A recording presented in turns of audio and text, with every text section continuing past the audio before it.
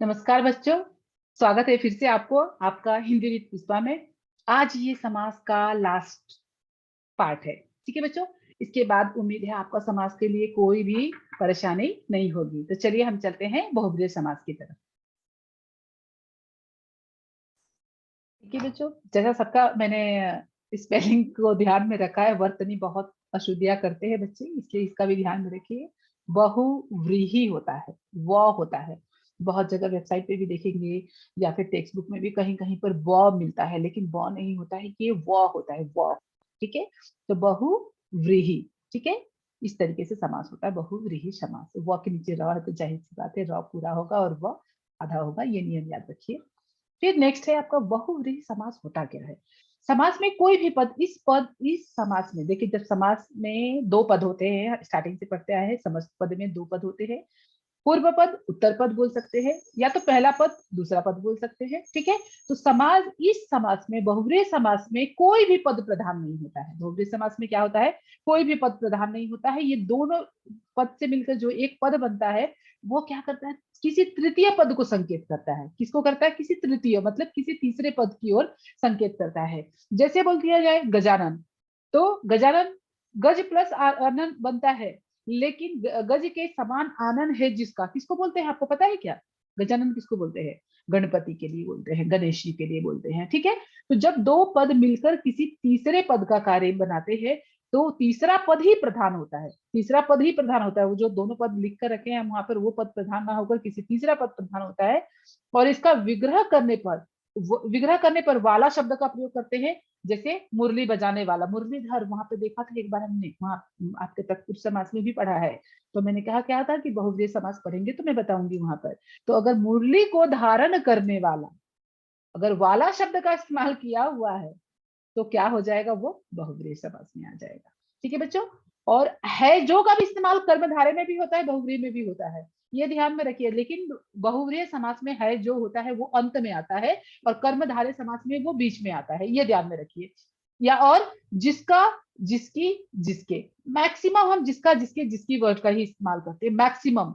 ये हम बहुत कम, 10% समझ लो है जो, ये है जो 10% वाला का हम इस्तेमाल करते हैं। तो मैक्सिमम हम जिसका, जिसकी और जिसके का ही शब्दों का इस्तेमाल करते हैं। ज्यादातर देखेंगे तो ये जो देवताओं के नाम, चतुर्भुज, ठीक है, त्रिनेत्र, नीलकंठ, इस तरीके से ज्यादातर मैक्सिमम उन्हीं सब के लिए। वीणा पानी, वीणा है पानी में जिसके, कौन है? सरस्वती। ठीक है, तो वीणा है पानी में जिसके, इस तरीके से मतलब जो भी ज्यादातर देवी देवताओं के भी नाम इसमें आते हैं जो तृतीय पद को संकेत करते हैं। ठीक है बच्चों, समझ में आया आप लोगों को? मुझे उम्मीद है आ रहा है समझ में। अब देखते हैं इसका विग्रह क्या है। विग्रह करने में हमने क्या बोला गया है, लास्ट में जिसका, जिसकी, जिसके शब्द आने चाहिए, या फिर वाला होने चाहिए, या तो लास्ट में होना चाहिए है जो, बीच में नहीं होना चाहिए। बीच में होंगे है, है जो अगर बीच में होगा तो वो क्या हो जाएगा आपका, कर्मधारय में हो जाएगा। और अगर वाला होता है तो वो तत्पुरुष में चला जाता है। तो ये ध्यान में रखिएगा, लास्ट में होने चाहिए। तो गज का आनंद है जिसका, गज का आनंद, या तो गज के समान आनंद है जिसका, इसको दो तरीके से भी हम लोग कर सकते हैं। ये के का आनंद है, इसकी जगह के समान है, गज के समान आनंद है जिसका। आनंद मतलब होता है भुजन, मुख, सॉरी मुख होता है आनंद, मतलब गज के समान आनंद है जिसका। ये दो इस तरीके से भी हम इस्तेमाल करते हैं। वो कौन हो गया, गणेश हो गया। त्रिनेत्र, तीन नेत्र है जिसके। अब ये देखिए बच्चों, ये हम किसमें लिख सकते थे, द्विगु समास। द्विगु समास में क्या होता था, संख्यावाची। तो त्रिनेत्र दोनों में लिख सकते हैं। ये आपका पूरी तरीके से डिपेंड होता है विग्रह के ऊपर, हमेशा जोर दीजिए विग्रह के ऊपर। विग्रह आप किस तरीके से करते, अगर हमने इसका लिख दिया तीन नेत्रों का समूह, तो किस में आ जाएगा, वो द्विगु में हो जाएगा। लेकिन ये जाते ज्यादातर हम किसके लिए बोलते हैं, शंकर, शिव, भोले बाबा, ठीक है, उनके लिए इस्तेमाल करते हैं।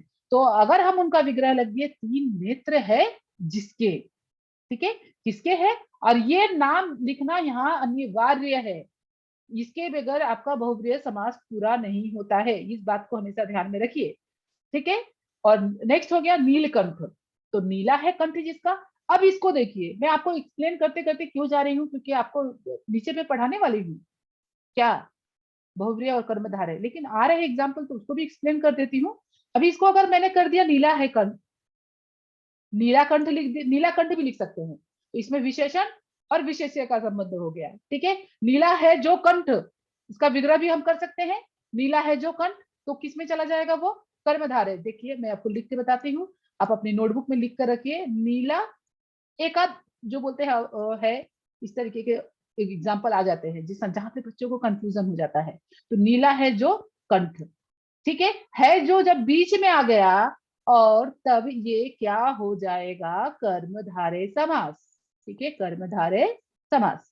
और अगर नीला है कंठ जिसका, जिसका को हम अंत में लग दिए और यहाँ पे लिख दिए शिव, तब क्या हो जाएगा, ये बहुव्रीहि समास। तो अभी देखिए सारे कंफ्यूजन वाले वर्ड उठा लिए थे जहां पे कंफ्यूजन हो सकता है आपको, और उसी को मैंने आपको एक्सप्लेन करके दिया है। तो अब मुझे नहीं लगता है कि आपको अब बहुव्रीहि समास में और इसमें कुछ परेशानी होगी। अभी कर्मधारय समास और बहुव्रीहि समास में क्या अंतर है मैंने ऊपर भी एक्सप्लेन किया। अब मैंने इसको लिख कर दिया है, आप इसे नोटबुक में लिख कर रखिए कि कर्मधारय समास में क्या होता है, एक पद विशेषण और विशेष पद विशेषण, और दूसरा क्या होता है, उपमान भी होता है, और दूसरा पद विशेष और उपमेय होता है, ठीक है। इसमें शब्दार्थ प्रधान होता है, कर्मधारय समास में दूसरा पद प्रधान होता है, पहला पद विशेष्य के विशेषण का कार्य करता है। इतना कंफ्यूज करने के लिए आपको जरूरत नहीं है, सब पढ़ने के लिए मैंने जो बताया है ऊपर उतना आप पढ़ लेंगे वो बहुत है आपके नोटबुक में नोट्स बनाने के लिए, ठीक है। लेकिन आपको जो समझाया मुझे उम्मीद है आप बहुत अच्छे से समझ में आ गया होगा। जैसे पहला पद, अभी देखिए विशेषण ये हो गया और ये विशेष्य हो गया, इसी तरीके से समझ सकते हैं इसको, विशेषण ये है और ये क्या है आपका विशेष्य है। तो नील कंठ, नीला कंठ, फिर नीला है कंठ जिसका कर देंगे तो क्या हो जाएगा, वो आपका किसकी ओर संकेत कर रहा है, शिव की ओर, तब क्या हो जाएगा, वो बहुव्रीहि समास में हो जाएगा। ठीक है बच्चों, उम्मीद है समझ में आ गया होगा इन दोनों में क्या अंतर है। अभी नेक्स्ट देखते हैं हम द्विगु समास और बहुव्रीहि समास में क्या होता है। द्विगु समास का भी मैंने एक एग्जांपल दिया था ऊपर, क्या दिया था, त्रिवेणी नहीं, त्रिनेत्र, ठीक है, तीन नेत्रों का समूह भी बोल सकते हैं, और तीन नेत्रों का तीन नेत्र है जिसके किसके है, शंकर के है, तो वहां पर हमारा क्या आ जाता है, द्विगु सॉरी आपका बहुव्रीहि समास। ठीक है बच्चों, अब हम देखते हैं कि और एक आध एग्जाम्पल को, चतुर्भुज। अब ये देखिए द्विगु समास में पहला पद संख्यावाची विशेषण होता है और दूसरा पद विशेष्य होता है, जबकि बहुव्रीहि समास में समस्त पद ही विशेषण का, पूरे विशेषण का कार्य करता है। अभी जैसे बोले चतुर्भुज, तो चतुर्भुज पूरा विशेषण का कार्य करेगा तो क्या होगा, चार भुजाएं है जिसकी, चार भुजाएं है जिसकी, ठीक है बच्चों, तो चार भुजाएं किसकी है, विष्णु, यहाँ पे मैंने लिखा नहीं है चतुर्भुज, तो अगर चार भुजाएं हैं जिसकी, अगर ये जिसकी देखो, अगर जिसकी शब्द आया, अगर यहाँ पर ब्रैकेट में हमने विष्णु लिख दिया तो क्या हो जाएगा आपका, ये बहुव्रीहि समास, बहुव्रीहि समास, ठीक है। और चार भुजाओं का समूह लिख दिया तो ये क्या हो जाएगा आपका, द्विगु, द्विगु समास। ठीक है बच्चों, कंफ्यूजन नहीं होगा, मुझे उम्मीद है बहुत अच्छे से क्लियर हो गया होगा।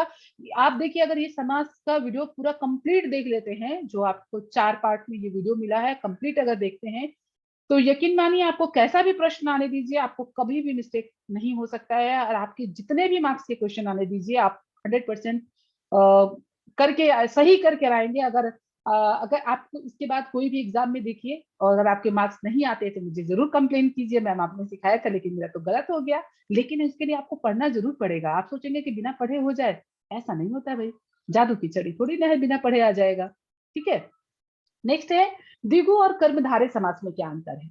अभी द्विगु समास में द्विगु का पहला हमेशा याद रखिए संख्यावाची विशेषण होता है और दूसरा पद गिनती बताता है कि कितने हैं, त्रिनेत्र कितने नेत्र है, 3 नेत्र है, ठीक है।